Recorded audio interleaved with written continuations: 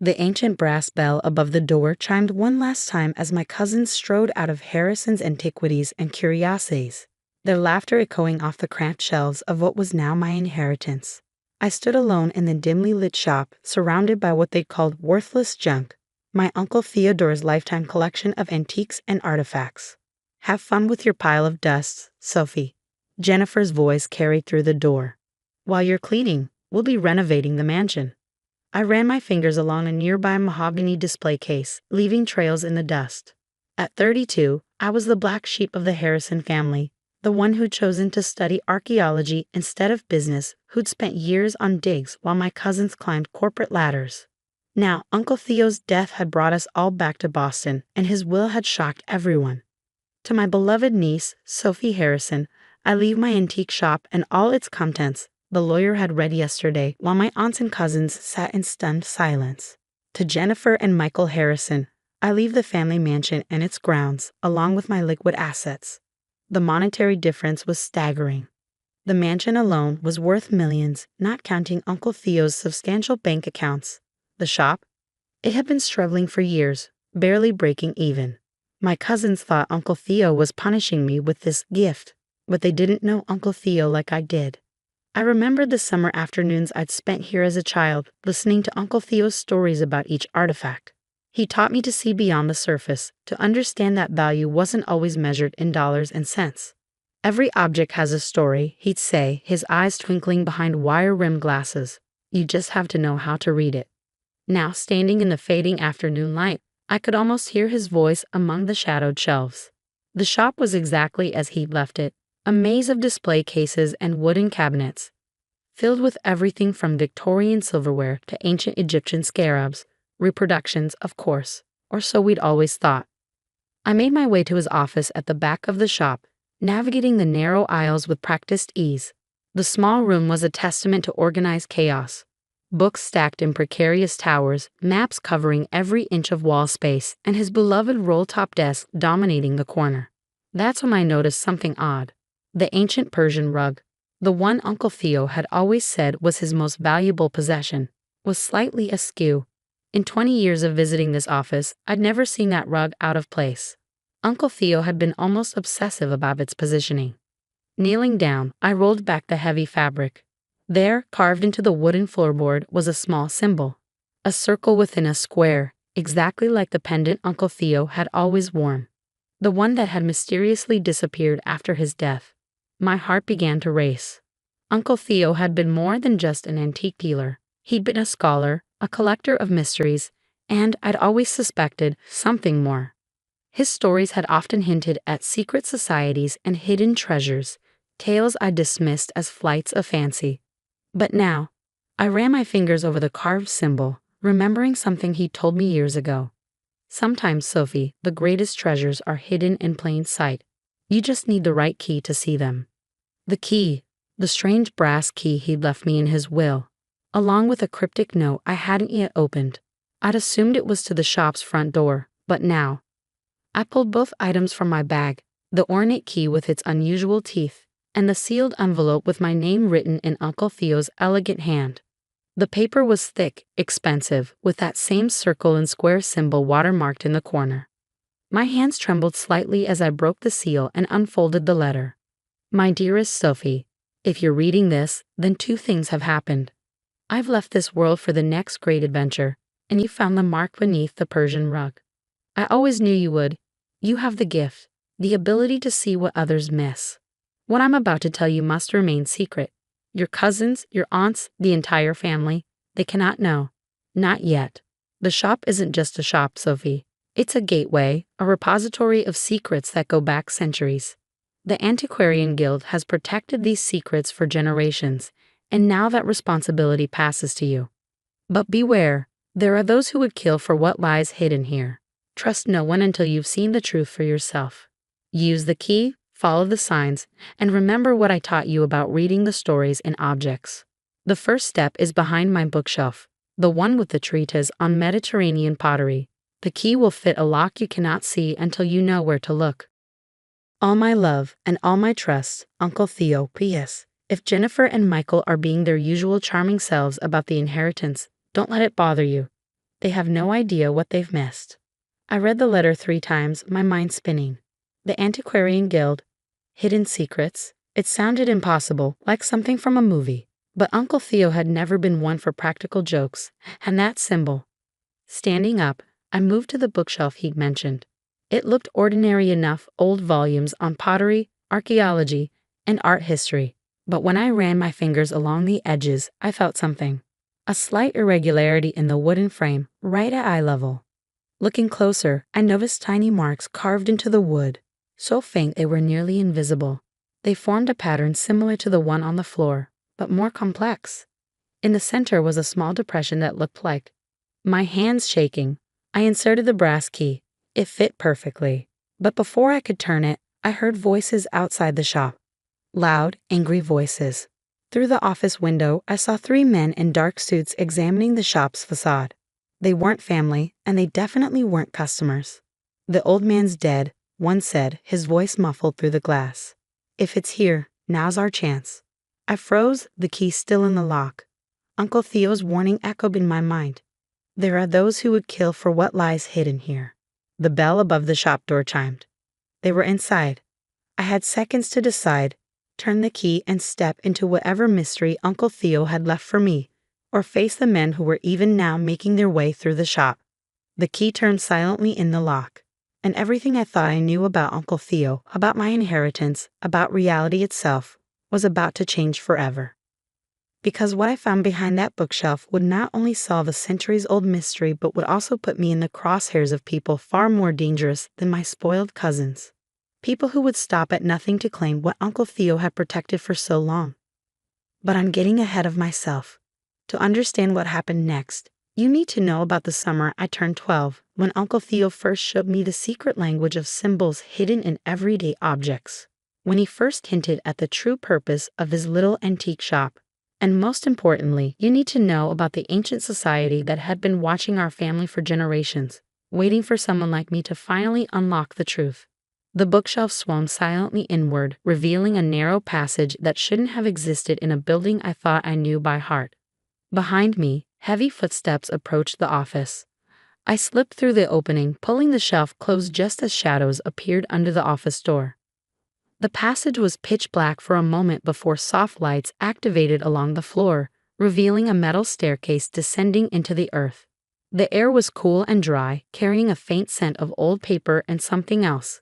Something ancient. Above, I heard muffled voices in Uncle Theo's office. Search everything.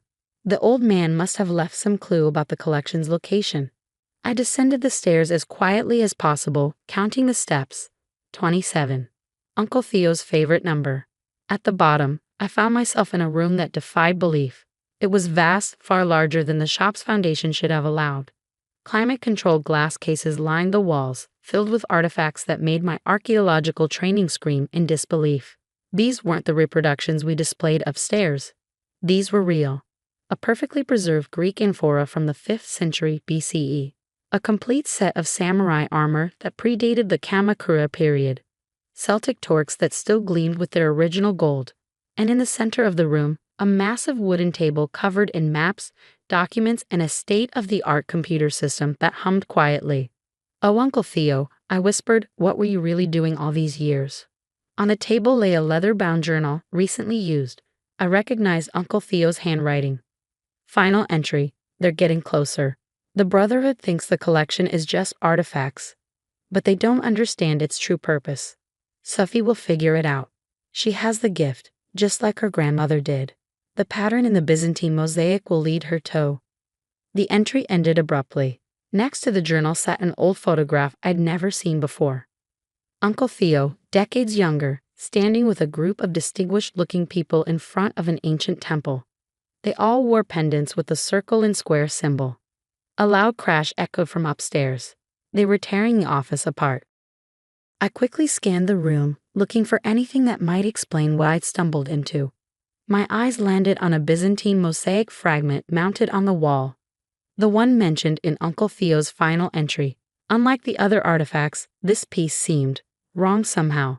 The pattern didn't follow traditional Byzantine designs. Drawing on my training, I studied the mosaic's geometry. The tiles formed repeating patterns that seemed random at first, but as I looked closer, I realized they were a code. Numbers and letters hidden in plain sight using an ancient cipher system I'd studied during my doctorate. When translated, they read, "The collection guards the gate guards the truth. In unity lies the key to both." Below the mosaic sat an ancient wooden chest, its surface carved with the same circle and square symbol. Unlike everything else in the room, this chest had gathered dust, as if Uncle Theo had wanted it to appear unremarkable. My hands trembled as I opened it. Inside lay hundreds of letters, documents, and photographs dating back centuries. Each bore the symbol of what I now realized must be the Antiquarian Guild. As I read through them, an incredible story emerged. The Guild wasn't just a society of collectors.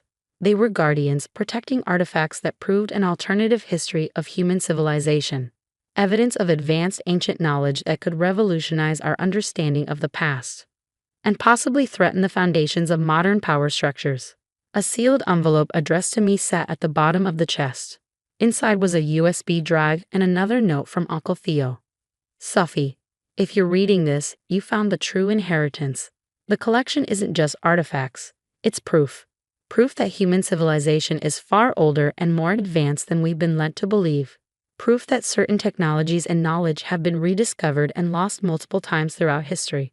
The Brotherhood of the New Dawn wants to use these artifacts to control this knowledge, to maintain their power over history itself. The Guild has fought them for centuries, preserving the truth until humanity is ready for it. Your cousins got the mansion because that's what they value, material wealth. But you, my dear, have inherited something far more precious, the truth and the responsibility to protect it. The USB drive contains everything you need: accounts, contacts, security protocols. The Guild will reach out once you've processed this information. Trust them, but verify everything. Remember what I taught you about questioning even the most basic assumptions. Your grandmother was one of our greatest members before she disappeared. Now you know why I spent so much time training you, preparing you for this moment. The gift runs in our blood, the ability to see patterns others miss, to read the stories hidden in ancient things. I'm sorry I couldn't tell you this in person. If you're reading this, it means the Brotherhood finally caught up with me. But they don't know about you. Use that advantage wisely. All my love, Uncle Theo. P.S. Check the inventory list carefully. Some of our most important pieces are disguised as worthless reproductions in the shop above. Right under their noses, just where they'd never think to look. Footsteps on the metal stairs interrupted my reading. But these were different from the heavy tread of the men searching upstairs. These steps were deliberate, confident. "Miss Harrison." A woman's voice called softly. "I'm Diana Chen, Guild Security. We need to move quickly. The Brotherhood's team upstairs just called for backup." I turned to find an elegant Asian woman in her 50s, dressed like a museum curator but moving like someone with military training. She wore the Guild's pendant openly now. "How did you?" I began. "Your uncle activated the Guild's protocols the day before he died. We've been watching, waiting to see if you'd find your way down here." She gestured to the chest. "Do you understand what you've inherited?" "I'm starting to," I replied, thinking of all the times Uncle Theo had tested me, trained me without my knowing it. It's not just artifacts, is it? It's responsibility, knowledge, and power, Diana added gravely. Power that some would kill to control. The Brotherhood thinks these artifacts are the treasure, but your uncle understood the real value is in the knowledge they represent. Knowledge that could change everything or destroy everything in the wrong hands. More footsteps above. Angry voices. "They're pulling up the floorboards," Diana said tensely. "We have about 3 minutes before they find the entrance. We need to move the critical pieces now." "Are you ready to accept your inheritance, Ms. Harrison? Really accept it?" I looked around the room, at the artifacts that rewrote history, at Uncle Theo's lifetime of work, at the responsibility he prepared me for without my knowing it. I thought of my cousins up in their mansion, counting their money, having no idea of the real treasure they'd missed. "Yes," I said firmly. "Where do we start?" The next hour was a blur of activity as Diana's team evacuated key pieces through a secondary tunnel I'd never known existed. I memorized security protocols, passwords, and contact procedures. The Brotherhood found the entrance eventually, but by then we'd vanished with the most important items, leaving them with a room full of convincing duplicates. Hours later, in a secure guild facility, Diana finished briefing me on my new reality. Your uncle was one of our best, she said. He identified you as his successor years ago, but we had to be sure. Finding your way down there, decoding the mosaic, that was your final test. And if I failed? The Brotherhood would have found an empty room, and you would have inherited exactly what they think you did, a struggling antique shop. She smiled. But you didn't fail. Welcome to the guild, Ms. Harrison. That was 6 months ago. The shop still stands, still selling reproductions to unsuspecting customers. My cousins still laugh about my worthless inheritance at family gatherings. Let them laugh. Because now I know the truth. About Uncle Theo, about our family's legacy, about history itself. Every day, I learn more from the collection, unlocking secrets hidden in plain sight. The Brotherhood is still searching, of course. They always will be, but they're looking in the wrong places, just as they always have. Because the real treasures aren't in secret rooms or hidden vaults. They're scattered throughout the shop above, disguised as worthless trinkets, telling their stories to anyone who knows how to read them. Uncle Theo taught me well. Value isn't always what it seems. Sometimes the greatest treasures are the ones others overlook. And sometimes, the most important inheritance isn't what you get, it's what you become. Last week, a young girl visited the shop with her parents. While they browsed the expensive items in the front, she lingered by a dusty shelf of reproductions, studying their patterns with unusual intensity. I watched her trace the hidden symbols none of her family could see, and I smiled. Uncle Theo would have liked her. In a few years, once she's ready, I'll start teaching her what he taught me. Because that's the real purpose of the collection, not just to preserve knowledge, but to pass it on to those who can understand its true value. After all, every object has a story. You just have to know how to read it. And some stories are worth more than all the mansions in the world.